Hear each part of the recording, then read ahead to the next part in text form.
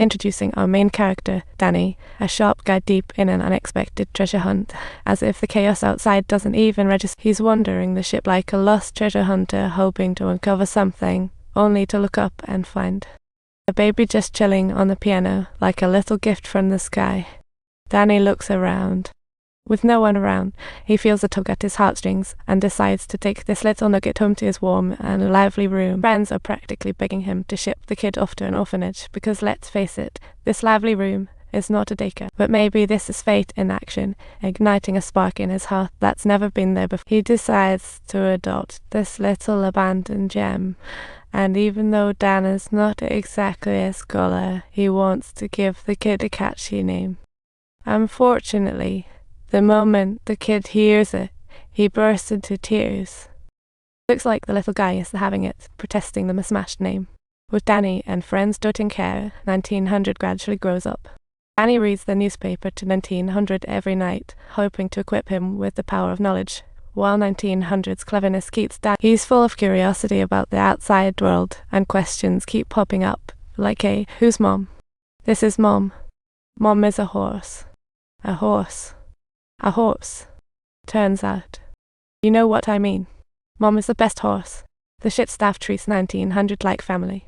They all dote on this little troublemaker, and even the usually stern captain lets him be, giving a nod to his antics. Every time 1900 pranks in the kitchen, the captain appears on time. 1900, how many times have I warned you? No sneaking, especially hiding shoes for snacks. 1900's mischievous antics always make the captain lose his cool, who then complains to Danny like he's the innocent parent caught in the crossfire. No way you're pinning my innocent parent status on me. I'll show you. Since 1900 has never set foot on land, he's like a ghost in the ocean, with no birth certificate, no passport, just drifting along in the depths of the Virginia, often peering through a small porthole at the wild waves outside. To him, the ocean is no longer a symbol of the unknown and fear, but a warm cradle filled with love and comfort. Danny, fearing orphanage, spins a tale, telling 1900 it's a big prison. It's full of grown-ups with no kids. He even exaggerates, saying there are sharks out there that might eat you alive. Really, he just wants to assure 1900 that this is the safest place. This little fib takes root in 1900's heart, making him determined to stay with Danny forever. But plans never hold up. Sailing the seas is always full of surprises and threats, especially when storms hit. The whole ship shakes like a maraca in a wild gale, with the grinding metal screeching through the storm. The ship's violent rocking tests patience. Danny, sipping water, gets hit by a falling hook. He falls instantly, spurting blood. 1900, tears streaming, sits by Danny's bed, tediously reading the newspaper. Even though Dan is out cold, it's like he can feel his son's warmth, and he still chuckles. I thought this was just a wild dream.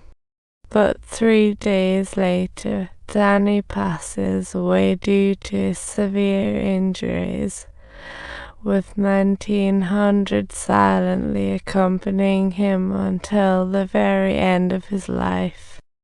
The ocean, once endless joy, now Dan is rest, as 1900 looks to the sky, tears streaming. His heart is heavy with grief and loss, and in that lonely world without family, the authorities have their eyes on 1900, planning to ship him off to an orphanage. The captain feels bad about it, but under pressure he reluctantly agrees to let the crew search the ship. The crew doesn't realize the captain has left a handy little hideout for 1900, giving him precious time to disappear. When inspectors board, they search thoroughly for 22 days but find no trace of 1900.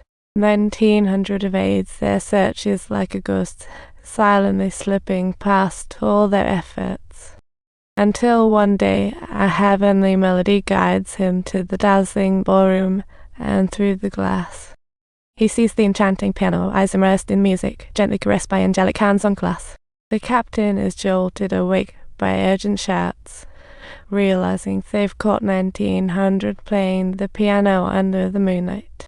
Covered in mud, but shining like a musical star, 1900 exudes pure talent and commands attention, leaving the captain with countless questions stuck in his throat. All he can do is whisper, And just like that, the musical genius 1900 is born. From that moment onwards, 1900 undeniably becomes the indispensable solo pianist of the band.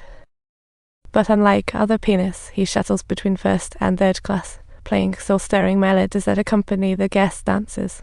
The melodies are like a gentle spring breeze, refreshing everyone, while in third class he plays his own tunes that are even more heartful. Some nobles even come down to the cramped third class just to soak in his ethereal music.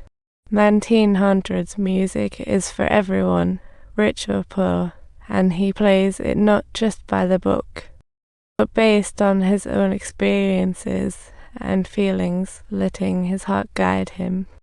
He can piece together cities from newspapers, creating vivid musical landscapes. As his fingers dance gracefully on the keys, his soul embarks on a journey to various corners of different cities, carefully crafting exclusive musical pieces for each individual. Look! Spotting a sullen-faced lady, he seems to see the story behind her, and the music he plays for her is tight and intense, like a beautiful escape. Watching a stoic dancer, he senses their inner struggle.